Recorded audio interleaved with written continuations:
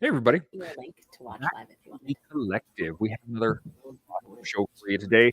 But before we get too deep into anything, I want to remind everybody that Get closer to that mic, maybe. closer. There we go. So, like, subscribe, and hit the Every day, notification it's the bell. same thing. Every day, I know I'm just horrible. I feel bad sometimes, but then I'm like, So do we. "Eh." We actually feel bad for you. Okay, well, good. I feel glad welcome. that other people feel bad. You're welcome for the daily reminder to talk into your microphone. You know what? It really is just that I need to speak louder, be a bit think? more. I think I so. don't think so. No, I just think you've got to get close to that microphone, just like yesterday I'm like and the day rubbing. before. And the day before that. I'm pretty close. I'm rubbing this thing. Yeah, I think you also said that yesterday. And the day before. Correct. And the day before. And the day before. So today, I initially had Kate on here as well. She has a migraine and unfortunately is unable to join us, which stinks. But on top of awesomeness, we have Jillian here, who's awesome. She's an adventurer like you, Shaun. I like adventurers. So what I wanted to talk about today was, before we actually get into it, do either of you have any thoughts? Anything? I'd just like to add that I also like photographers. So perfect. That's a win-win. I wonder. Yeah, I wonder if you two are going to get along somehow. Are you a bit of a photographer too, Shaun? I've been known to snap a shot or two. Mostly of his coffee. He really loves coffee shots. No, if I'm being honest. I've got a few of those shots on adventures too. That's right. I've had a camera in my hand since the late 70s. And I've always had a camera. The first time I got serious about photography was an Nikon D200 with some pro glass, several pro lenses, and I got my freak on. And I went hard at it. And I'm actually considering, now I've done lots of photography. I'm not making any claims, but I've done lots. None of them are notable, I'd say. I'm on the precipice of jumping back into the game again. To be honest, I've spent the last couple of hours doing a lot of deep research on different approaches to mirrorless or hybrids or blah, blah, blah, whatever's. I've looked at, if there's a camera system out there that I haven't researched, it's because it's made in an obscure small town in the middle of nowhere, and it's unknown at this moment. Kind of like Roslyn, BC, obscure. As obscure as I am. Well, we can actually get into photography in a few seconds, but Jillian, you got any thoughts? Anything that you're burning on the top of your head that you want to get into before we dive into our topic of the day? Oh, I'm just excited to be here and be a part of this. So see where this conversation goes. All right. Well, then let's dive into it. The first thing I want to talk about is adventure.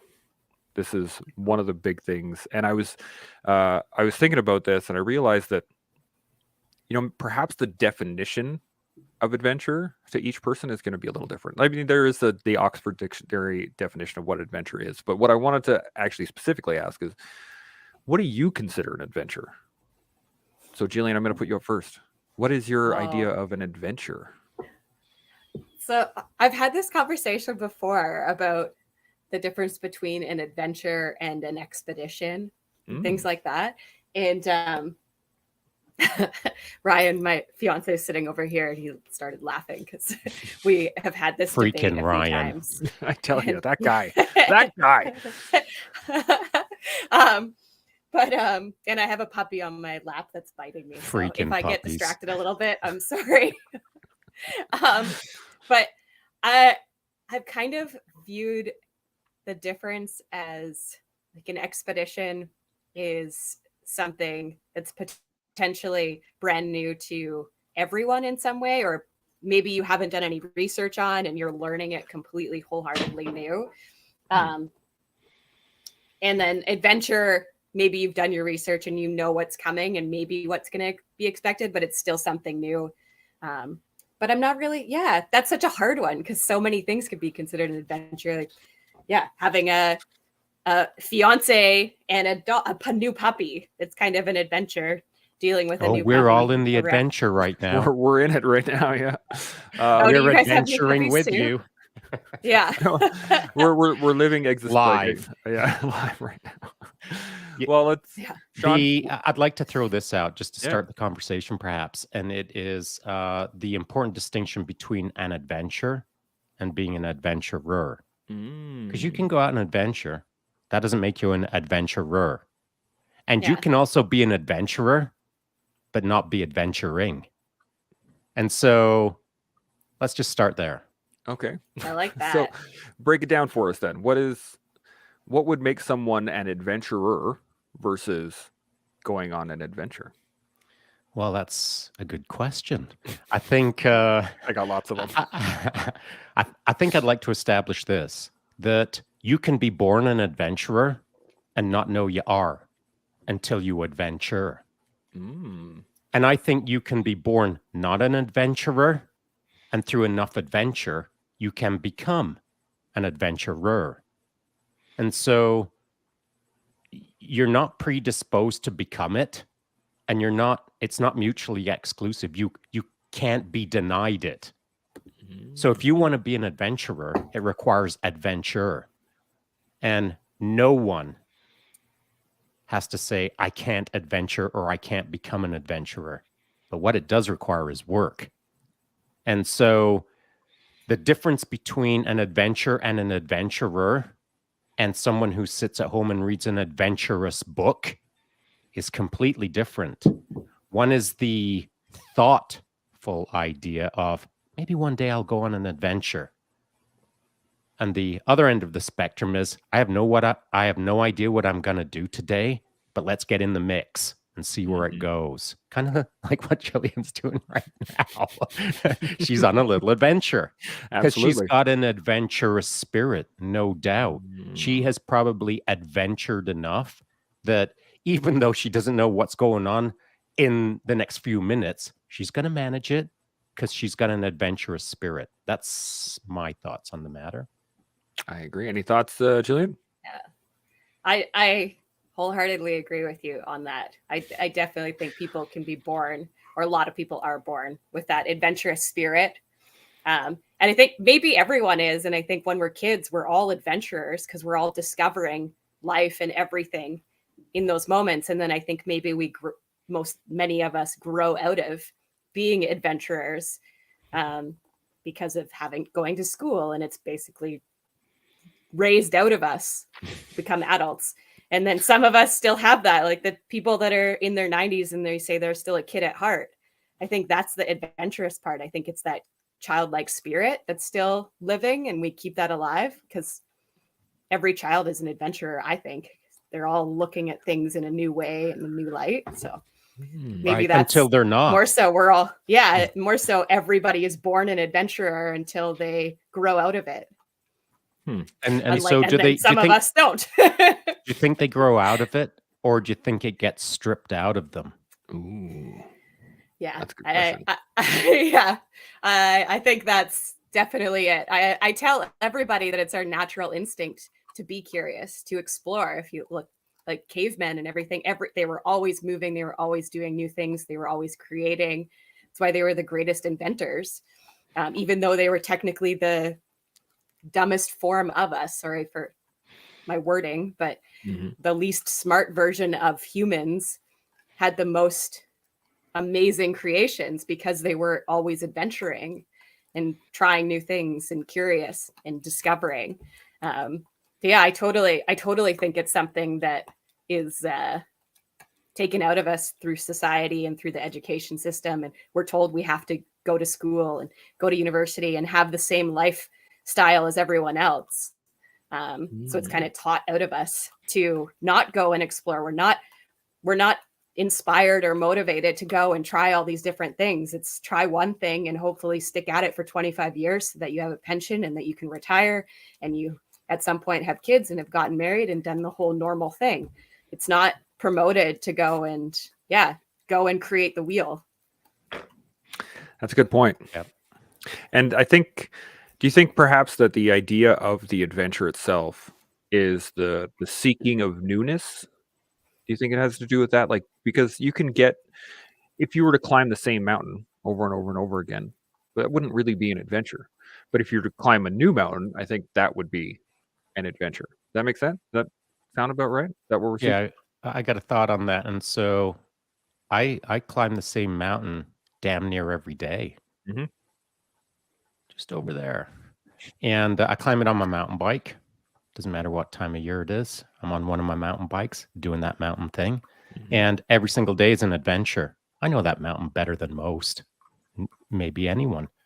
But every day I figure out a way to create an adventure. I know every single millimeter of that. But every single day I'm crafting new millimeters simply by observing it in a different way, by thinking of it in a different way, by a different speed, by a different line, by a different blah, blah, blah. Mm-hmm. It's my job to create the adventure. I've just got to put myself in a position for the adventure to unfold. And so adventures don't happen unless you step out your front door. So to Jillian's point, I think there's an interesting parallel. And so I agree. I think that the adventurous spirit gets stripped out of kids at a very early age. And then societal or culturally, at least here in North America anyway, I'll speak for Canada as the example. I'll speak for my own observations as the example. At an early age, it gets stripped out of you institutionally, where you're told that's not the way to do math. This is the way to do math. That's not the way to think. This is the way to think. That, this, the other thing. And you're shaped. Next thing you know, you're 40 years old. You got out of university. You got into your one job of your life. And there you are 20 years into that one job. Every day is Groundhog Day. Where'd the adventure go? Well, first off, let's establish that that wasn't an ambush. You willingly stepped into it, and day by day, you droned your way through life, knowing that you were droning. So let's not kid ourselves. Droning your way through life, letting it unfold dronally. And at the age of 40, you realize that you've never adventured since, well, you were 5 years old. That's a terrible thing, but that is not an ambush. That is you actively ignoring the adventurous spirit that was in you at one point. The second piece to that problem, as I see it, which operates in parallel nowadays versus 20 years ago, is if someone gets in that drone lifestyle of now they're 40 years old and they've done literally nothing since they were 5 years old, well, it can all be taken care of through the adventure of the video game. So now you get to live a drone life, and then you get to go home to your drone existence of Groundhog Day, and your adventure is, I'll go play Call of Duty once again. I'm getting my adventure on. I'm going to do it differently this time. Look at me go with the dopamine. And so adventure is stripped out of you as a kid, stripped out of you in the workplace, stripped out of you in your own house. The last time you ever did anything fun that really bugged your eyes open was when you were 5 years old. That's a terrible thing. Yeah. I think at some point that it becomes a choice, right? We become at an age and a level where we're now choosing that way of life. Yes, it's what we're taught to choose, but it's the easy route, so we choose it generally. Even if it's hard, it's still hard to go to work from 9 to 5. It's torturous, all of that kind of thing.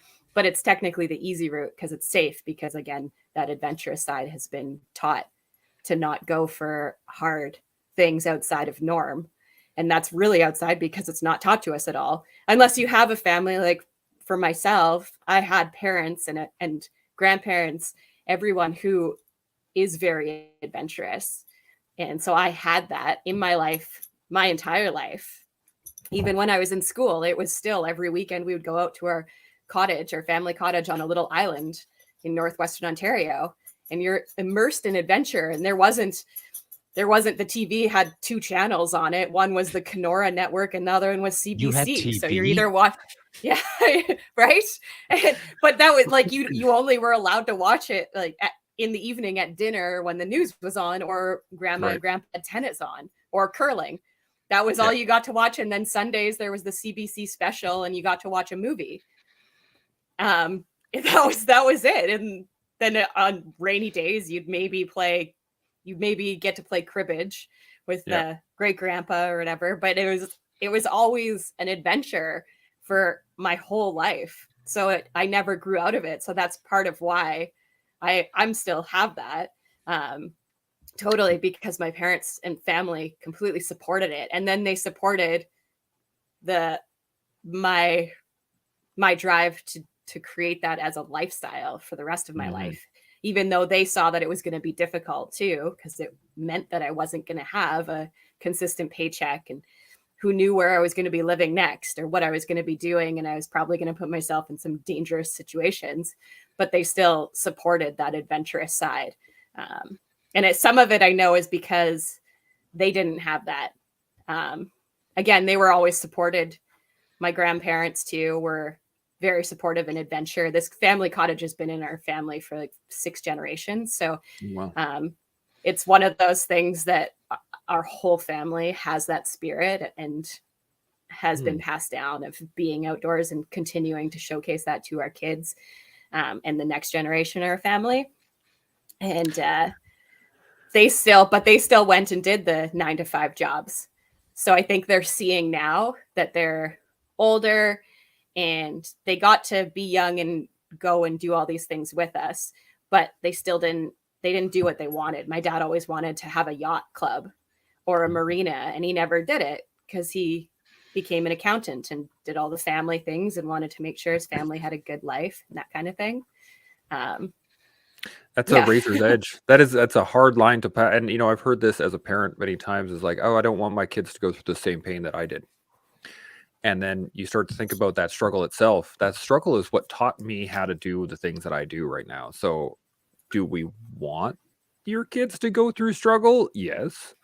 Should it be the same struggle, or should it be guided struggle? Should it be there's lots of angles you can come at this with, and it's tough when you got kids and you're like, I want them to do whatever they want, but there's timelines and there's school things and there's outings and there's homework and people have jobs and right? Like it's easy to let things get in the way, I think, was what we came up with. We got a comment right away. It's easy to not push the envelope. Yes. And so excuses are easy. Everyone's got a million excuses. I'm not that guy. I'm not the excuse guy. I'm the guy who wants to redefine envelope. Yeah. And so for good or for bad, our 2 boys were put in the mix. Mm-hmm. The freak show, we'll call it. And so my wife and I have worked super hard as adults. I've got 4 decades of hard work as an adult. And I've had 2 jobs. I've had many jobs with my boys, but the 2 jobs that I had for them as a representative is to illustrate that you can maximum kick ass in anything that you want. And the second thing is, outside of work, you can maximum kick ass at anything you want.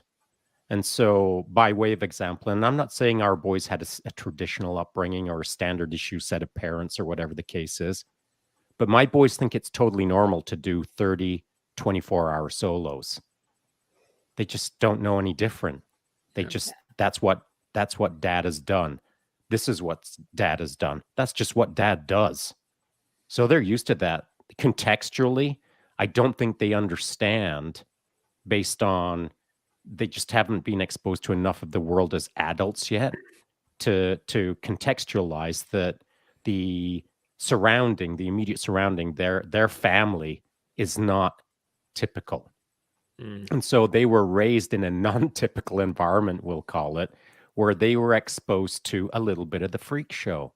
And so I think that's super important to establish that you can work hard and you can also play hard. And I've done both. And my idea of adventures is not like walk in my neighborhood.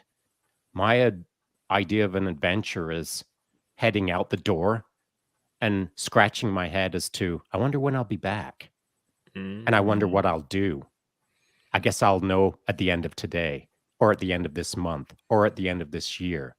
I've never had any hesitation to step off into something and not know what that something is, and come out the other end several months later and think, well, that was pretty rad. And that's how we've tried to raise our boys. That's a good way to do it. It's hard though. And we Yeah, got it is hard. yeah. It is freaking hard. You know What's the what? point, though? It's so hard that not enough people do it at all. Yep. Because it's hard. Yep. You know what's super easy? Not being an awesome parent and not pushing the envelope and not teaching your kids how to adventure. Yeah. Yeah. Yeah. So we got a comment from Honda 0080. He says, perhaps adventure, I'm assuming he's talking about adventure, a voluntary activity where the outcome is unknown. I like that, how he puts that. Any thoughts on that, anybody? Yeah, voluntary. In our household, it kind of looked like this. The first thing that came to mind is a really arduous event here in town, and our boys did that kind of at around the age of 11-ish, we'll say. And you start at the top of Red Mountain, which is over there, a big ski hill here just outside of town. And you skied all the way down as fast as you could, got to the base of the hill, jumped onto had to get out of your downhill skis, downhill boots, drop your poles, jump straight onto a mountain bike and winter ride to another point towards town, where you jump off the mountain bike and jump into Nordic skis, either classic or skate, depending on the conditions, skate your way back towards town to get closer, jump out of those skis straight into snowshoes, run more towards town, jump out of those snowshoes. Now you're in running shoes, and now you're running to the finish line. It takes about 45 minutes if you are bleeding in your mouth. You're working that hard. Give it her, yeah. And blood is coming out of your pores. You're not sweating. You're sweating blood. That's how hard you're working. So it takes about 45 minutes to do that. And at the end of it, you know what you get? Good job. Well done. There's no big fireworks. There isn't a massive crowd there applauding the little moment. Those are just many little moments that should occur throughout a kid's life where they get exposed to adversity, something that they don't know how to manage well. They're just in the heat of the moment, feeling the pressure, feeling the adversity, feeling the excitement of the new adventure that they're in. Doesn't mean that it's got to be that hard, but it should be some hard involved in the adventure. And it should be something that pushes kids. Now, they weren't paid to do it. They weren't pushed to do it. They were given the opportunity in this regard. You guys interested in kicking ass? Let's go do that if you want to do it. Yeah, let's go do it.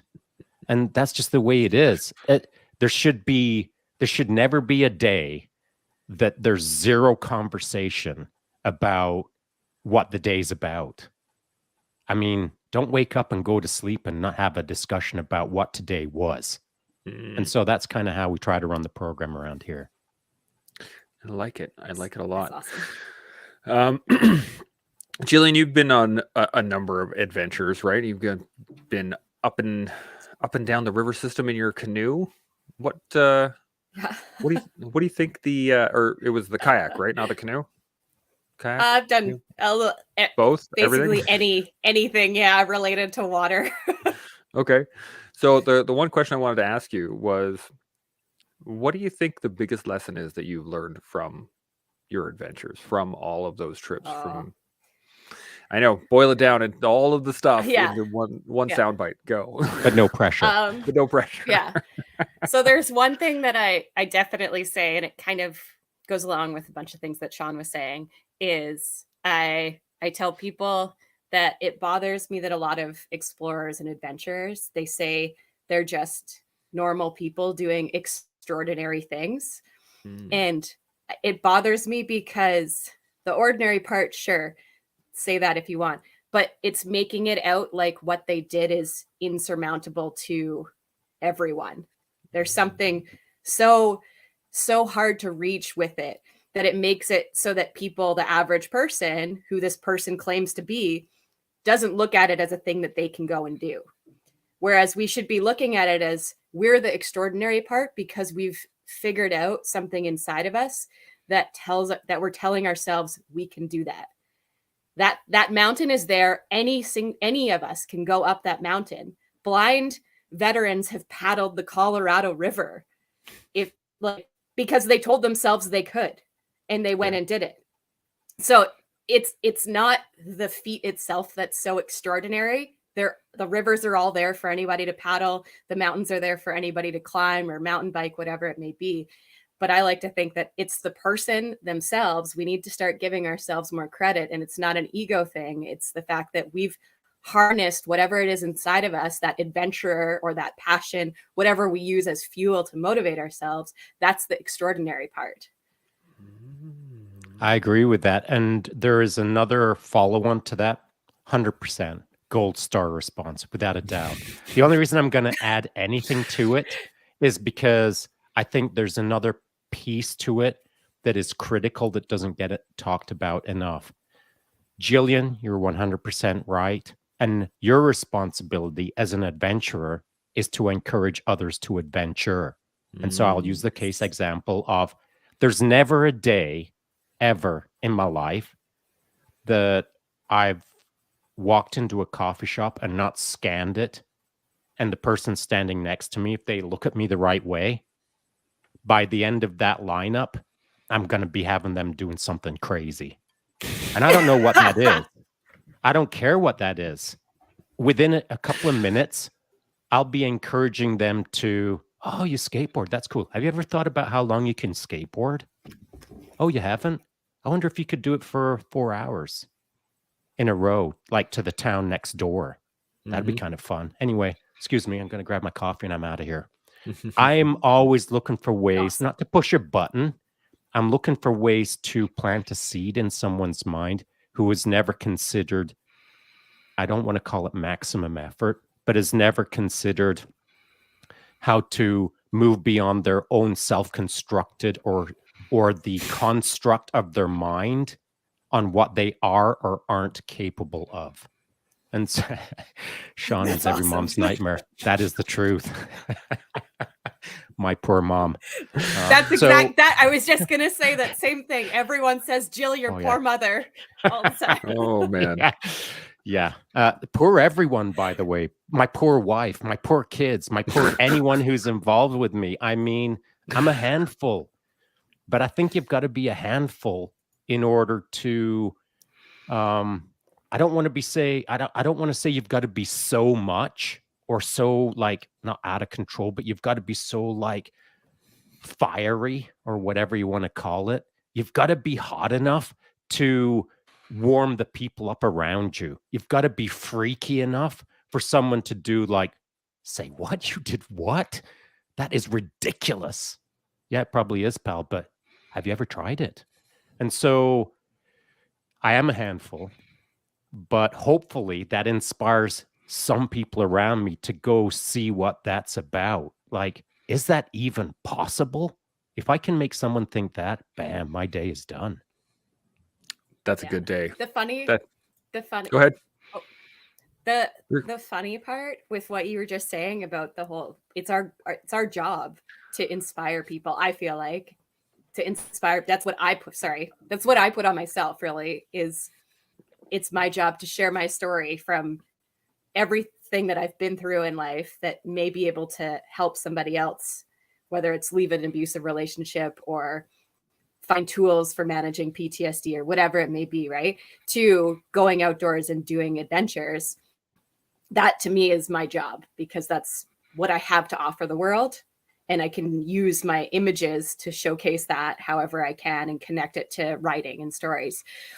The funny part is that the amount of controversy and backlash you actually get when you try, when people will comment and say, I wish I could live your life. Your life's amazing. And you actually respond saying, well, why can't you? What's stopping you? You're no different than me. If you say anything, if you're like, well, I'll go and get a painting job and work a painting job, 12 hours, 16-hour days for a month to make money so that I can go and do some sort of adventure the next month. I still do those things and I push myself harder in that month than that other person who's doing their 9-to-5 job does in their entire year, just so that I can go and take that month and go and do that adventure. But the amount of backlash that people will give you for making a comment like that? Like, well, what's stopping you? Like, you can do this.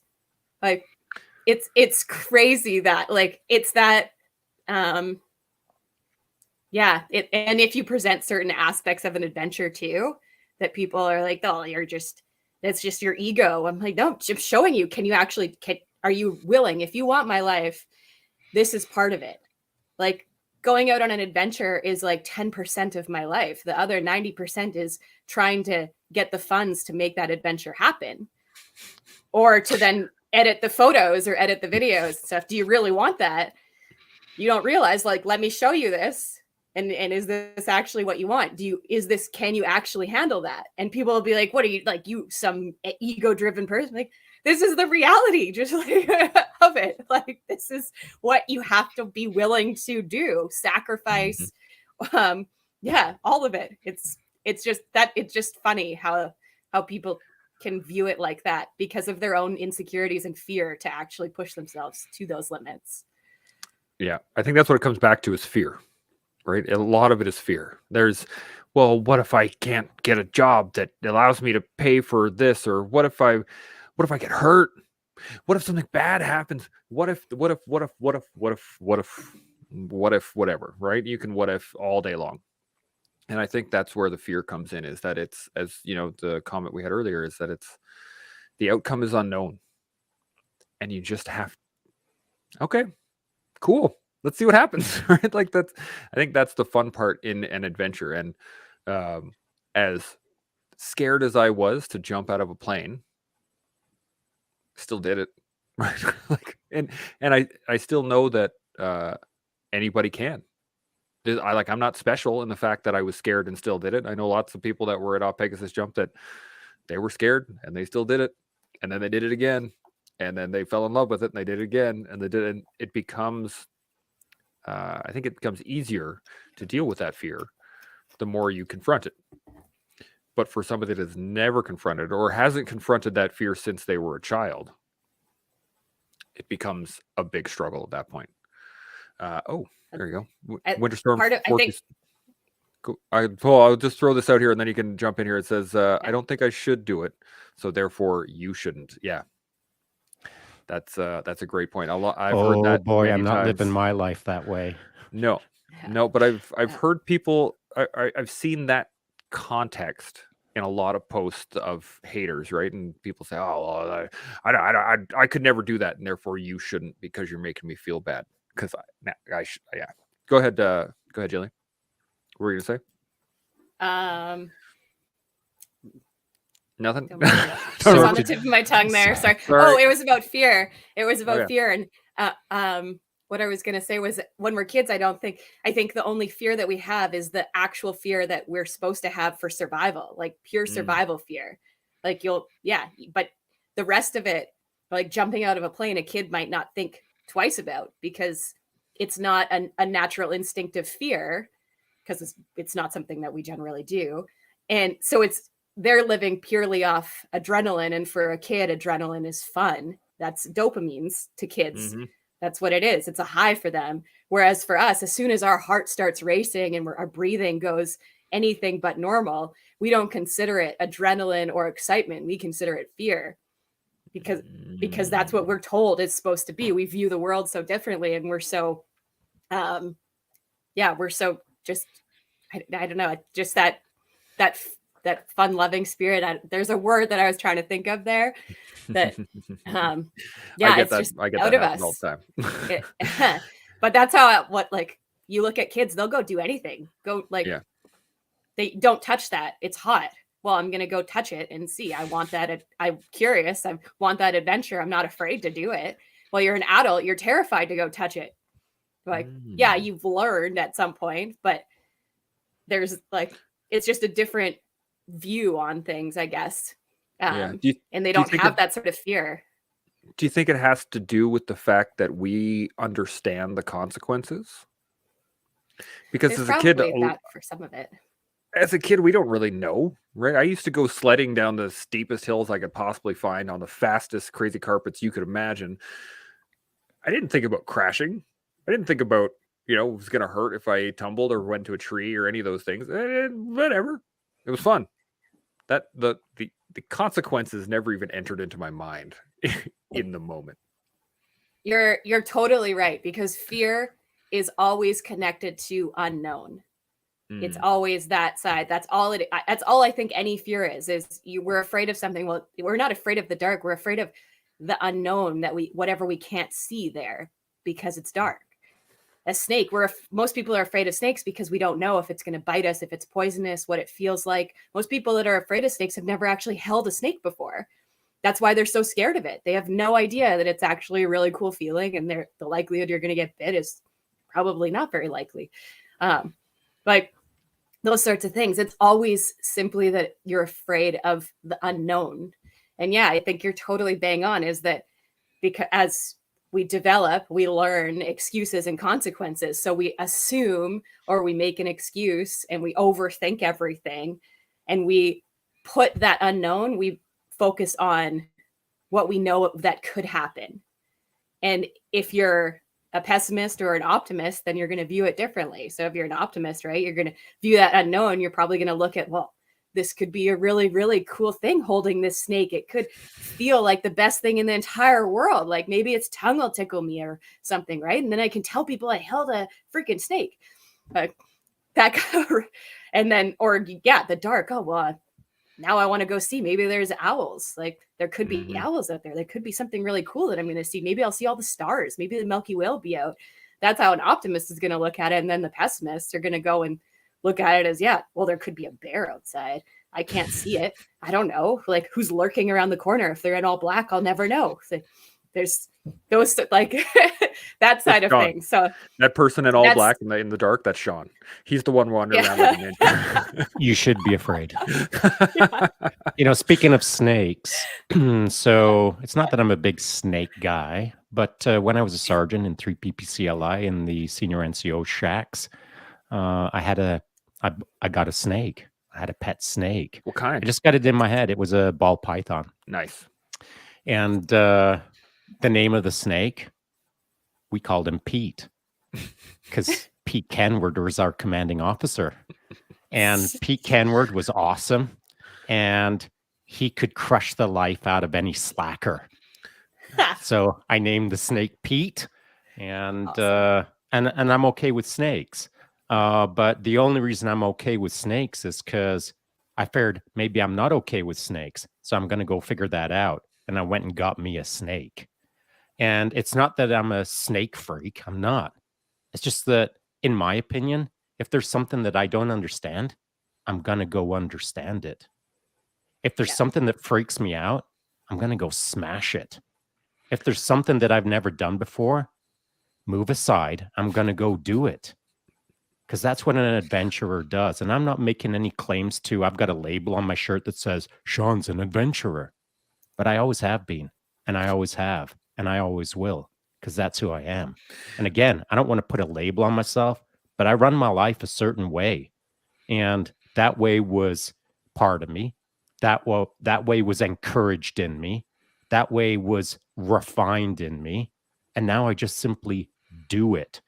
To Jillian's point on the tricky balance between putting yourself out there in, let's say, in the way of photography or in your stories, which I haven't seen any of, by the way. I'm sure they're amazing, and I will check them out immediately after we're finished here, because I wasn't sure who the podcast guest was. Hey, pet spider. I also had a pet spider, but let's not talk about that either. So the idea being that it is a tricky balance between putting yourself out there and not putting yourself out there, because there's always going to be haters. There's always going to be pushback. And generally speaking, the pushback comes from people who are scared. They're full of fear. They're full of self-doubt. They just haven't done enough in life to feel like they're comfortable and confident in any situation. And so it's problematic. The only way I feel I can do it is, I've said this too many times now to keep saying it, but I will say it again. And that's, I hate on influencers. I love on inspirers. To me, they're dramatically different terms that I suppose a lot of people use as the same meaning, but in my head, they couldn't be any further apart. So as an inspirer, that's what I try to do. And I'm not like actively doing it all the time. I'm just doing me. I'm living my life. And anything that I put out or anything that I talk about, any images, any video, any whatever, the stuff that I put up yesterday, whatever it was, that's me doing me that I would have done anyway, irrespective of anybody following me, anybody listening to me, anybody knowing what I'm doing. It's my daily. And I've been doing it for freaking decades. And it's normal to me. And if anyone wants to push back on, bro, you totally, that's a totally contrived mountain bike ride. You set up the camera so it made you look good. Negative. I'm a rank amateur when it comes to social media. Everyone knows that. If I had a social media team standing behind me, I'd look like a super freak. Awesome. But as it turns out, I'm just a dude hammering on life, looking like a little bit of a jackass, but Bungee cording still his phone to a tree. hopefully, yeah, still hopefully what people are seeing out there, it's authentically me, and hopefully it inspires them to step into an adventure to see who they are today. That's what it's not my job. It's been my life. And so I don't think of it as every day I've got to make sure everyone's inspired. I'm just doing me. But I try to wrap a little bit of a veneer around it to help encourage others, maybe through some words, maybe through an additional action, maybe through a rah, sis, boom, bah, whatever it takes to hopefully get someone to step into the adventure path. Yeah, it's a great point. We have one little comment here from Winterstorm. Adrenaline pumping when you're young is adventure, but adrenaline pumping when we're an adult is danger. At times, for sure. That I think for a lot of us, we get that way until you start building on adrenaline's normal to me. Yeah. Yeah. Just everyday thing. Every single day. Yeah. I mean, yesterday I went for a ride, and from my front driveway till the time I got back to my driveway, I saw some white dots. Like I went hard. Giving her. My adventure was crafted by me through adrenaline, etc. And so, if someone's idea of an adventure out there is like world championship macrame, and somehow that's an adventure to them as they're macrameing their way to the start line of that world championship event, cool. If that's your adventure, get after it. But that's not my idea of adventuring. My adventures require some unknown. They require some adversity. They require some, I learned a lesson there. They require a lot of things, but ultimately the adventure requires adrenaline. And I'm not saying I'm an adrenaline junkie, but I was raised up comfortable in adrenaline. And so it's absolutely normal for me to be fueled by adrenaline every single freaking day. And because I'm so used to it, adrenaline isn't a negative to me. I don't see it as a cautionary tale. I just simply see it as, oh yeah, it's going to be an adrenaline-filled day because I've learned how to use it wisely. It's not some random ambush moment that drops into my lap where I'm like, ugh. I look forward to getting my adrenaline and shaping it like the scalpel it is to create outcomes that give me immense enjoyment. That's a great way to put it. Any thoughts on that, Jillian? Yeah, I agree for sure.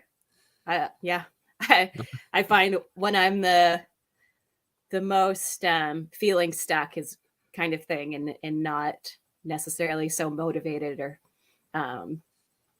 like that feeling of wherever I may be depressed or anything, it's usually that I'm not filling my day with some sort of adrenaline or discovery. When I ended up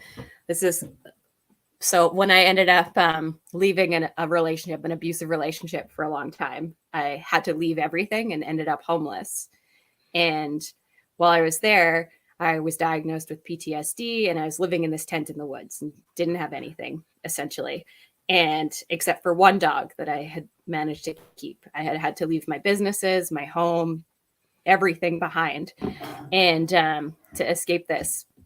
But if I hadn't ended up there where I was in this tent in nature and being told of PTSD, but just simply being told by a counselor, it sounds like you have PTSD. Come back and see me next week. Not anything more than that.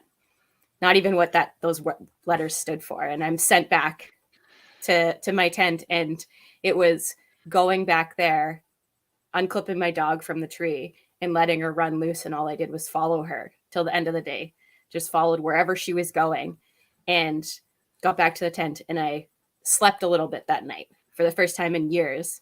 And then I did the same thing. I got up the next day and I just let my dog loose, and I just followed her for the entire day, like crawling through brush, trees, all of that, and got back. I was tired from getting exercise, getting fresh air, but all I was focused on was, what's Roxy dog following? What am I going to see? It was this like in this curiosity and this like adrenaline of, I wonder, are she chasing a bear? I wonder what we're going to see. And I didn't think about anything I had been through. And I wasn't worried about where I was going the next day or what was going to happen in my life. It was living completely in that present moment the entire time that got me through. And I would sleep. And I did that for, I don't know how long. And I was I was homeless for 7 months. So every day, that's all I did was just that, until I could finally slowly start to get some time in at a job and all of that kind of thing. And if I hadn't been there, I don't know if I would have gotten through the same. I always say being homeless in that tent was the best home I could have had to heal and figure that out, because I had that adrenaline and I had that adventure every day. That is amazing. And I love that story. Yeah. I mean, it's the best story today. Let's not get all crazy. Let's not get a big round of applause going. You know what I mean? Best story today so far. Yeah, best story I've heard all day long. Yeah, we have a quick comment here from Winterstorm. After my PTSD diagnosis, I found the smallest things cause the most amount of adrenaline pumping in me. It's not the big things; those seem familiar and comfortable, like an old blanket. Yeah, and I could very similar for myself as well. You start to, anything new becomes kind of relief from all the stuff that you're dealing with. So new stuff it's interesting and it's fun and it can be developing. Gotta be careful with that escapism, though. It is. That's 100% of it. Is that you can lose yourself in that run in the running from it, rather than being present in the moment of what it is that's happening. I do love the way you put that, though, is to be present in that moment. Do you guys find that you prefer adventure in isolation, or do you prefer adventure with others?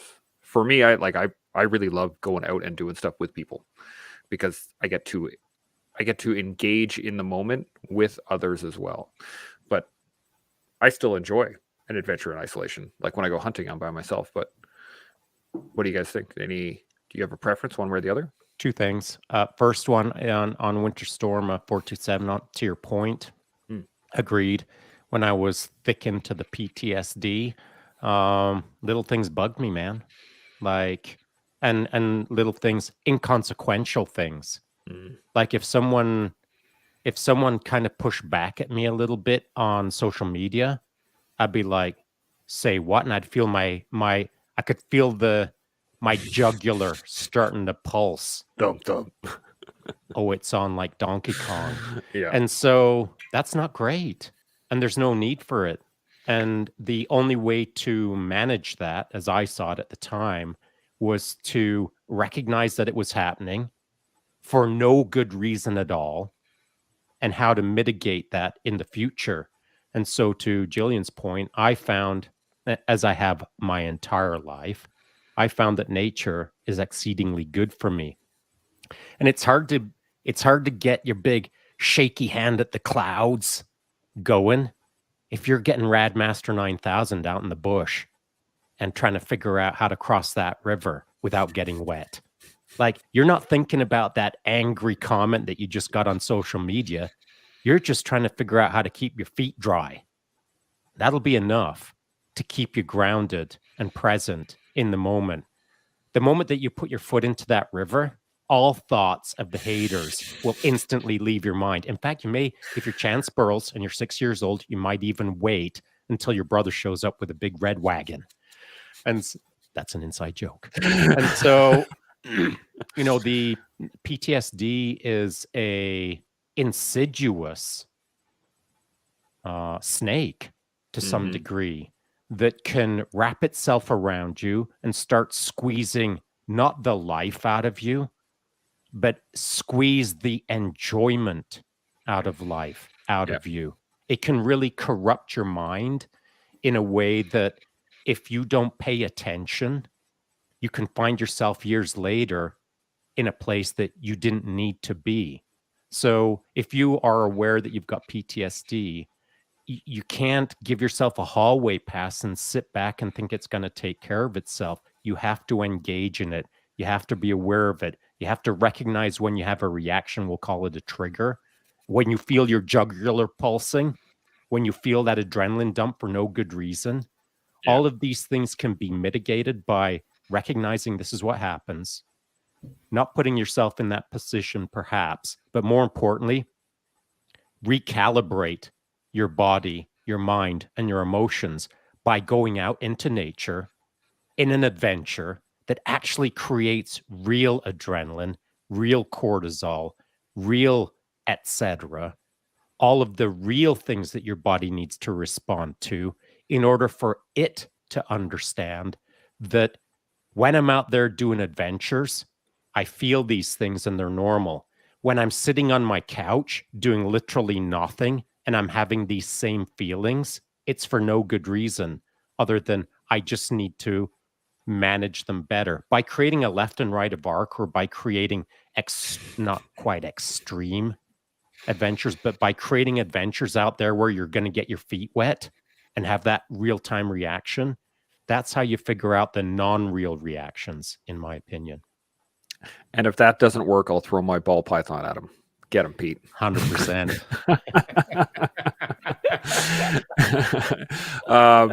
Jillian, any thoughts on this? Like the PTT, finding the smallest things cause the most amount of adrenaline. Same for you? Yeah, I agree with everything Shaun was saying too. Finding that those tools for you individually that manage that, when you start to feel those the bulge, the pulsing in some way, taking accountability for yourself of like, okay, I'm getting frustrated. I need to stop whatever this is that's causing it, whether it's reading those comments, why read them, and step away. And if it's nature, go for your walk. Don't make an excuse of why you can't manage it right then and there in some way, whether it's, just have a sip of tea if tea calmed you in some way. But it's all just because it's all just that energy that's building up and you need to move it. And if going out and doing something adrenaline wise, which will work for everyone because you're moving energy, but if it's just going out for a walk for you, your tool that releases some of that energy, and those vibrations, everything that's in you. I think that's the big thing, is kind of taking accountability for it, that you yourself are reacting in a certain way to something, and manage it and move it. That's the biggest part, like Shaun was saying. Sure. Yeah, that's the biggest part, taking accountability for your actions and the way you're feeling, instead of pointing it outwards and they're doing this and it's because of those things and blah, blah, blah, blah. No, I'm reacting. I'm getting upset. I'm getting angry. I'm blah, blah, blah. If you bring it inwards, then you can deal with it. If you take it outwards, it's just more pain, more stuff. Well, one way to deal with these kind of things, that we'll call it the suffering at home in silence, feeling like the world is lined up against you, and every time you read a comment, you go ballistic.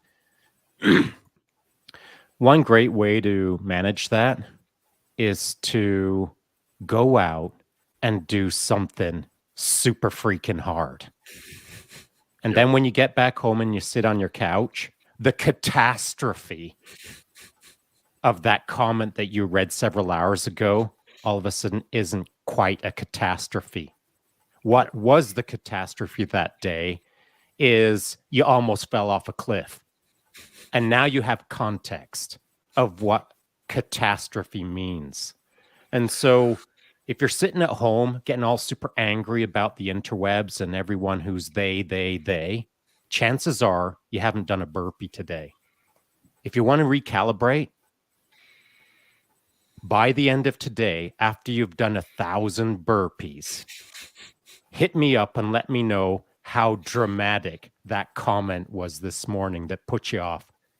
You won't even remember the comment. All you remember is, holy moly, now I remember how super hard feels, or super suck feels, or wow, that was almost a catastrophe today on my 700th burpee. And so go do something hard.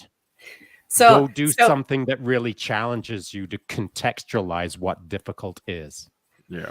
So I want to jump in on that, because to say that, we have to think of where a person's mindset is at that time. So to somebody who is in a deep depression or struggling with PTSD or whatever it may be, and is in the darkest spot, for them, that hardest thing in their day may be, after reading that comment, going and washing their dishes from the night before. 100%. Those are like, Definitely. that's something of like, we have to make sure you and I and the three of us are like, okay, well, we're going to go summit a mountain, because that's what we need, because we're at that point mentally and physically that's how far we know, and we want to push ourselves to move the energy that we need to move in that day or that week or whatever it is. We've figured out that we can manage that and take accountability for that if that is the goal, we may have to train or whatever it may be. But people who aren't at that point in their mental journey or healing journey, the hardest thing for them could be something that is so simple for anyone else. So that's so important to say. You're like, right. You don't to bring have that to go. Context up. Yeah, you don't have to go and do 1,000 burpees, because that's ridiculous you do. for most people. Eventually. But so to give context, do that one, because that is the hardest thing you've ever done in 10 years, because all you've done is your 9-to-5 job and come home and played your Call of Duty and all of those things. And that's been your greatest adventure. So doing that one burpee is now the hardest feat in your entire life now. Yeah. Well, to precede that, so to give context for anyone who's listening right now, who's never listened to anything we've said in the past, contextually, this is what we've said. This is what I've said specifically. I'll paraphrase myself. If you're struggling and you're on the couch and you haven't adventured, you haven't gone out in nature, you haven't done anything, if your room is a disaster, if you're wearing Dorito bag chip bags as slippers, that's what it's come to. If you are doing literally nothing, and you want to adventure, you want to get some testosterone, some adrenaline, some blah, blah, blah, whatever going, stand up, clean up your room for a few minutes, and that's a good day. Yeah. So it isn't about the 1,000 burpees. The 1,000 burpees is the concept. Let's call it 1,000,000 burpees. It doesn't matter what the number is. It doesn't matter that it's burpees. It doesn't matter anything. What we're really talking about is get off your ass. Whatever that means to a person. And that might just mean breathe a little slower today. That's getting off your ass. Getting off your ass in my world is making a positive change towards becoming a better human being. And not only for yourself, but for all those around you. So to Winterstorm 427's comment, not all mountains are physical. Correct. In fact, most people never get to the base of the mountain. So your job, anyone's job, between your couch and the base of the mountain is to just push yourself a little bit, whatever that means. Clean up your room, mow your lawn, walk around your neighborhood, chase your dog, buy a dog, whatever it is.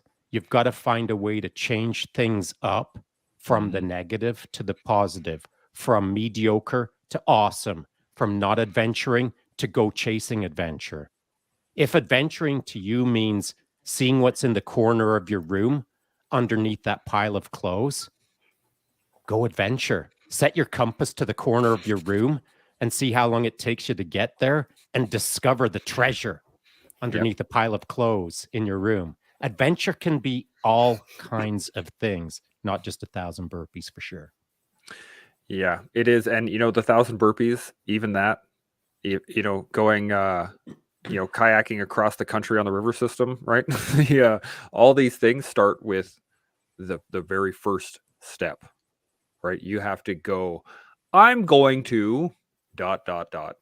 And then starting. If you're going to clean the corner of your room, that means you got to get those Dorito bag slippers off your feet. That's the first step. Kick them off. Okay, take a breath. Now, what's next? Yeah. And then what's next? Maybe tomorrow. Exactly. But today, get off your arse. Exactly. Or redefine that statement into something that works for you. Go do better. Yeah. Be all that you can be. Start adventuring. Whatever it means. But you got to start progressing forward in some fashion, not just for you, but for the people around you.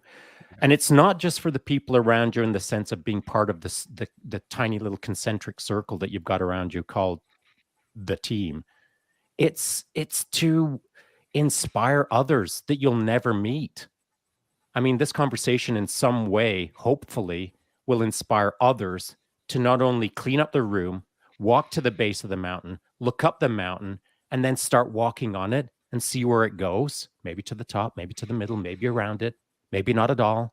Maybe it rains. Doesn't matter. Go do things so that other people can see you doing things so that they can be encouraged to do things themselves. Yeah. As I'll leave, we're just over an hour now, but as kids, how do we learn? We watch other people do it. And as an adult, how do you learn? You watch other people do it, right? And whether we read it in a book or whether we watch it on YouTube or whether we see an inspirer on social media doing something, as soon as we can see somebody else do it, that means it's possible. And therefore, it can be done. Oh, not only does it mean it's possible, it means I'm going to beat them. Oh yeah, Sean's gonna be sitting in the black clothes in the dark, waiting for him to come out the door. Ha ha! Jillian, any final thoughts on adventuring, or anything that we've talked about today before we shut her down? Because it's been awesome having you. First off, but well, thank you so much. Well, to go to what we were just talking about, the sharing and inspiring, what caused me sharing my story so much wholeheartedly and knowing that I have to do it and I think of it as a job was after getting out of that tent. And a year later, I decided to go and travel across Canada, lived in my vehicle, and I wrote this sponsorship letter. First time I've ever done anything like it. I had no idea what I was doing. And I sent it all over. No responses except for the Canadian Women's Foundation. They asked if they could publish it. And it talked about how I had left an abusive relationship. And I hadn't even talked to my parents yet. They knew that I had left, but they didn't know anything about this. They told me when they were going to publish it. And so it had this pressure that I had to talk to them. So it inspired me by me doing that. It inspired me to talk to my family about what I had been through. But come many months later, I finished this journey, this trip, the article comes out, and I'm back home in British Columbia, and I got booked to do headshot photos for a woman, and quite a bit older than me. Lovely, lovely woman. Do the headshots. We're chit-chatting the whole time, and we go to the vehicles. She's going to go write me a check. She turns to me and says, I have something to tell you.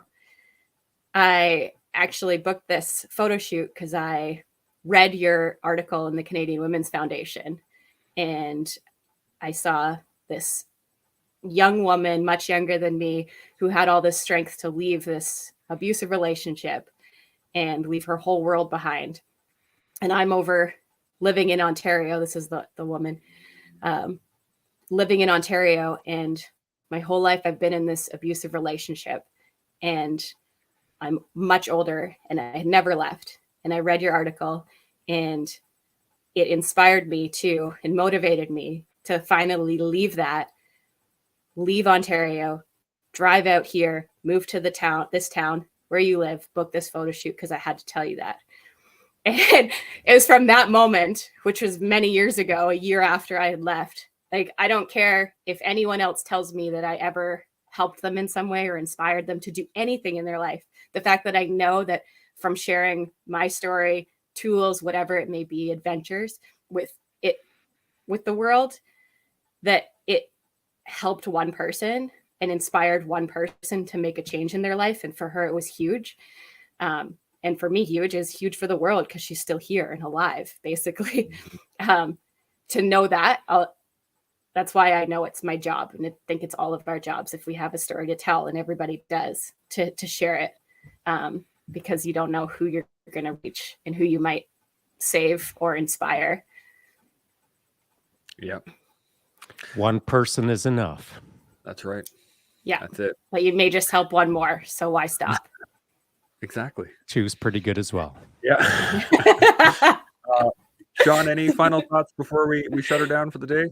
No, I know we're running a bit long, so I'll keep it short. Jillian, thanks so much for showing up, and thanks for the inspiring stories. And the moment that we're finished here, I'll immediately go over and start researching your backstory and seeing what kind of a slacker photographer I am in context of your awesomeness, which is great because the topic today was partly around inspiring, which you will inspire me, as you already have. I'll pick up my socks and do a little bit better. And look forward to seeing what kind of adventures you've been up to over the last few years. I hope we see you again over here on the panel. But of course, that's Chance Burles' problem, not mine. I've got my own little adventures. Oh man, I get the adventures of scheduling. The adventures of Chance. Yeah. I know it's truly, honestly, it's been awesome chatting with you. And yeah, do better, Shaun. Thanks, boys. Thanks. You got an open chair here any day. We do this every day. So anytime you want to join us, by all means, even if you got topics or you got something you want to shout out to the world, let us know. You're welcome back anytime. Awesome. Thank you. Yeah, absolutely. No matter whether we are learning, we're building, or we're growing, whatever phase we're in, we can do that here on the collective. So make sure you like and follow and do all that grand stuff. We'll see y'all tomorrow. Gmo.